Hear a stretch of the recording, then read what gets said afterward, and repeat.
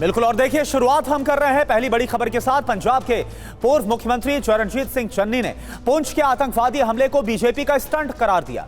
चन्नी के इस बयान पर घमासान शुरू हो गया है। बीजेपी ने चन्नी को उनके इस बयान के लिए पूरे देश से माफी मांगने के लिए कहा है।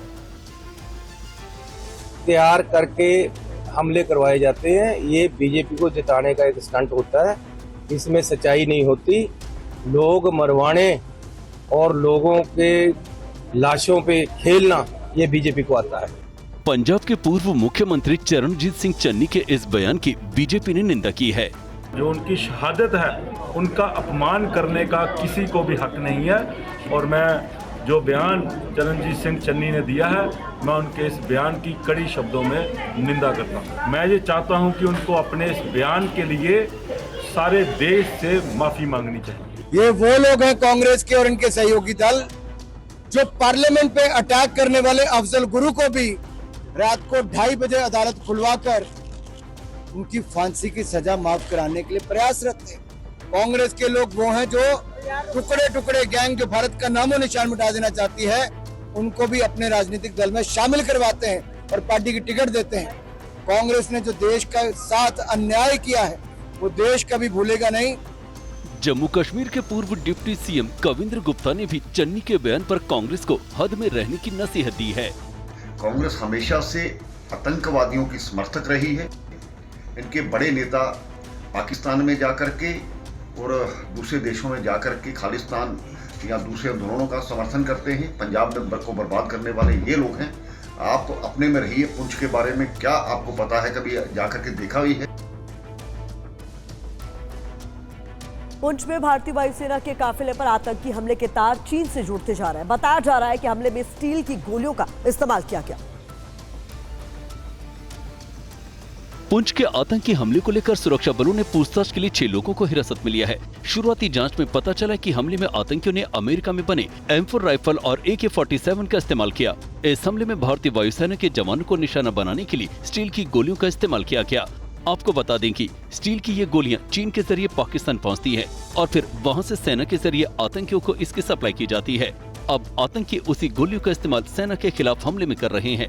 पीतल की गोली की तुलना में स्टील की गोलियां सस्ती और घातक भी होती हैं। बहरहाल शनिवार को हुए आतंकी हमले में वायुसेना के कॉर्पोरल विक्की पहाड़े शहीद हो गए, जबकि एक की स्थिति गंभीर है। अन्य 3 जवान खतरे से बाहर बताए जाते हैं। भारतीय वायुसेना ने शहीद जवान को श्रद्धांजलि दी है। पहाड़े 2011 में भारतीय वायुसेना में शामिल हुए थे। बताया जाता है कि हमले में शहीद हुए विक्की पहाड़े 15 दिन पहले ही बहन की शादी से ड्यूटी पर लौटे थे। आज पहाड़े का पार्थिव शरीर विशेष विमान से नागपुर पहुंचाया जाएगा। कांग्रेस नेता विजय वडेट्टीवार के विवादित बयान के बाद मुंबई से बीजेपी उम्मीदवार उज्जवल निकम ने कहा कि कांग्रेस झूठी बातें फैला रही है, ये उनका नहीं पूरे देश का अपमान है। लेकिन इस तरह से झूठी बातें कहना, पसराना यानी फैलाना, मुझे लगता है कि ये सीरियस मामला है। सिर्फ मेरी बदनामी नहीं हुई, जो 166 लोग जो मर गए नहीं कसाब के हमले में, तो उन सभी को इंसल्ट उनका हुआ है।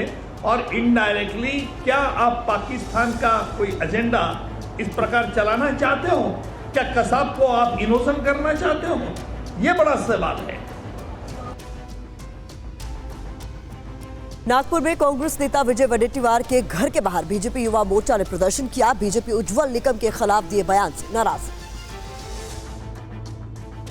विपक्ष के नेता विजय वडेट्टीवार के उज्जवल निकम के देशद्रोही वाले बयान के खिलाफ बीजेपी युवा मोर्चा आक्रामक है।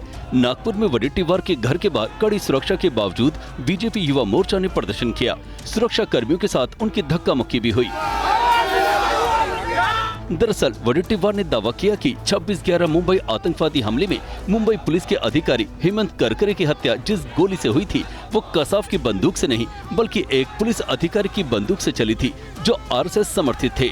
वडेट्टीवार के बयान के बाद बीजेपी आक्रामक हो गई है। बीजेपी ने कहा है कि हेमंत करकरे की शहादत का अपमान किया है। ये जो अटैक हुआ 2008 में हुआ, 2008 से 2014 तक महाराष्ट्र में भी कांग्रेस की सरकार थी और देश में भी कांग्रेस की सरकार थी। उस समय सोए हुए थे। पाकिस्तान को भी ये मानना पड़ा और पाकिस्तान में भी इस बात को कबूला कि यहाँ पर जिस प्रकार का आतंक है वो कसाब ने किया है।